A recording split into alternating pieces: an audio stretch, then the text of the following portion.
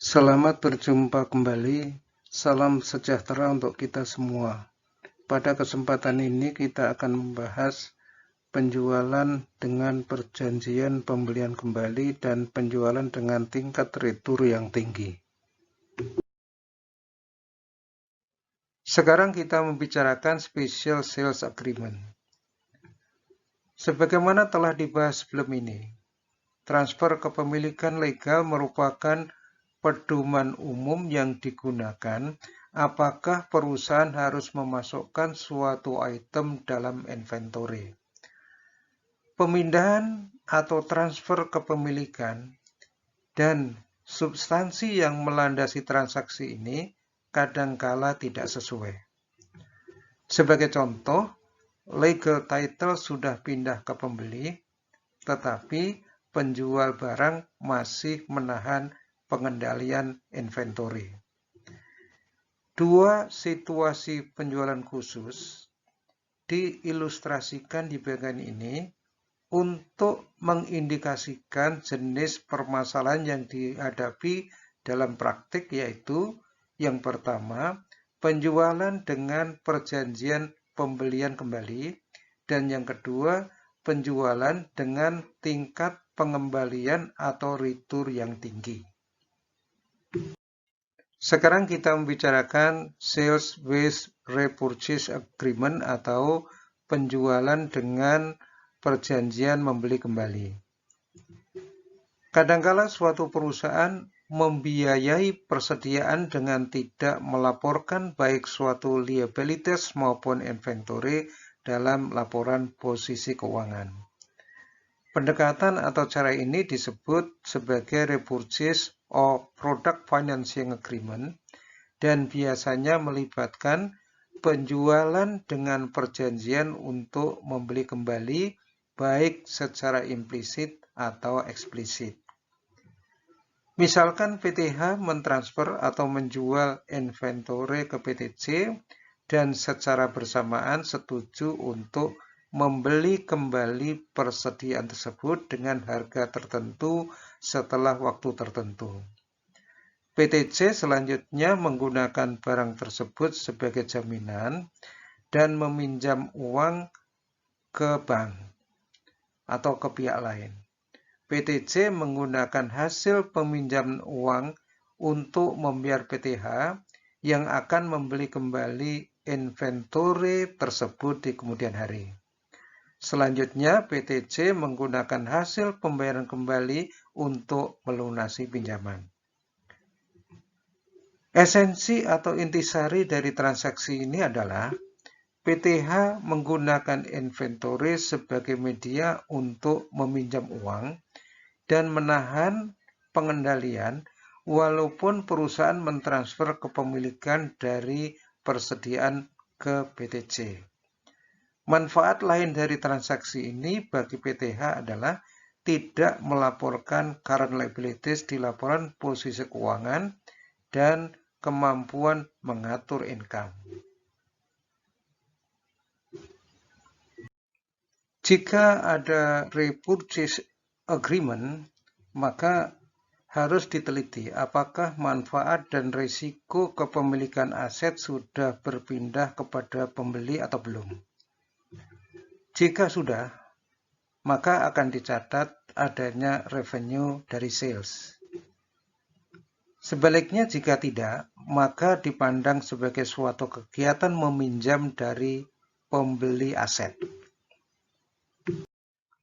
Untuk mengilustrasikan repurchase agreement, misalkan PTM, dealer peralatan, pada tanggal 1 Januari 2015 menjual barang ke PTL dengan harga $100.000. PTM setuju untuk membeli kembali barang tersebut dari PTL pada tanggal 31 Desember 2016 dengan harga $121.000. Dari kasus ini, ternyata PTM masih dapat mengendalikan aset ini sehingga akan dicatat sebagai kegiatan pembiayaan atau berhutang dan jika dihitung tarif bunga yang digunakan adalah 10%. Maka jurnal yang dibuat pada tanggal 1 Januari 2015 adalah cash di debit $100.000, kemudian liability to PTL di kredit sebesar $100.000. Kemudian pada tanggal 31 Desember 2015 dicatat bunga, yaitu dengan jurnal interest expense di debit $10.000, yaitu 10% kali $100.000, dan di kredit liability to PTL sebesar $10.000, sehingga liability-nya menjadi $110.000. Kemudian pada tanggal 31 Desember 2016, pertama kali dicatat interest expense sebesar 10% kali $110.000 sama dengan $11.000, dan liability to PTL di kredit sebesar $11.000.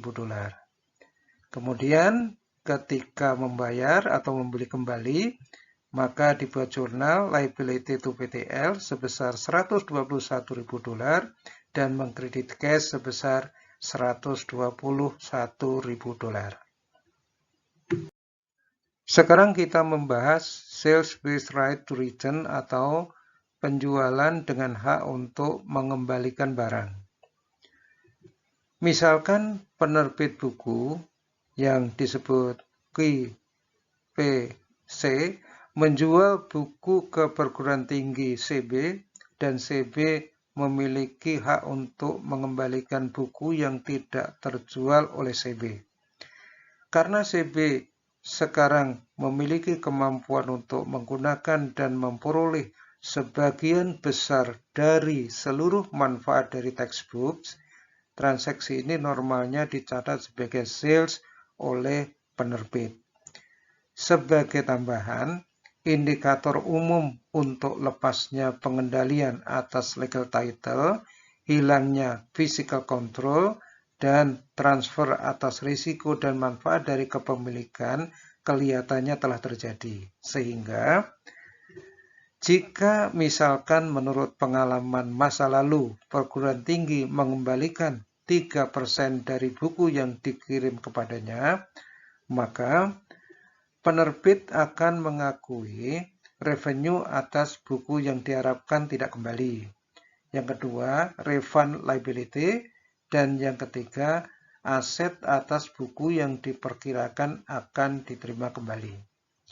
Namun, jika pengembalian tidak dapat diprediksi dan tidak pasti, penerbit buku seharusnya tidak menganggap textbook tersebut dijual dan tidak mengeluarkan barang tersebut dari inventory. Berikut diilustrasikan sales with right to return. Misalkan penerbit menjual 100 unit buku $100 ke CB. Penerbit memberikan hak ke CB untuk mengembalikan produk yang dibeli selama 30 hari dan menerima pengembalian penuh atas harga barang.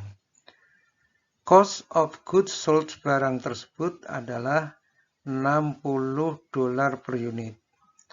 Untuk menentukan harga transaksi ini, penerbit menggunakan pendekatan jumlah yang paling mungkin menjadi hak penerbit. Berdasarkan pendekatan ini, penerbit mengestimasi bahwa 3 produk akan diterima kembali, biaya untuk memulihkan atau recovery produk ini tidak material, dan produk tersebut dapat dijual kembali dengan memperoleh laba. Berdasarkan data di atas, maka pada saat penjualan, penerbit akan membuat jurnal yang mendebit cash sebesar $10.000, yaitu 100 unit dikali dengan $100. Kemudian sales revenue dikredit sebesar $9.700, yaitu revenue atas buku yang diperkirakan tidak kembali, dan di kredit rekening refund liability sebesar harga jual dari 3 buku yang kemungkinan akan kembali. Kemudian, mencatat COGS, yaitu dengan membuat jurnal cost of goods sold atau COGS di debit sebesar 5.820, yaitu $60 dikali dengan 97 buku. Kemudian estimated inventory return di debit sebesar $180, yaitu 3 buku dikali $60. Selanjutnya, inventory di kredit sebesar $6.000.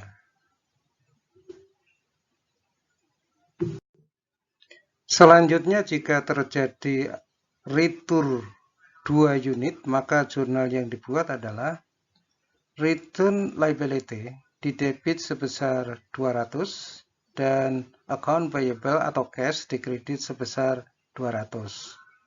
Karena perusahaan akan membayar atau telah membayar kepada si B. Kemudian return inventory di debit sebesar 120 dan estimated inventory return di kredit sebesar 120. Demikian. Sekian dan terima kasih.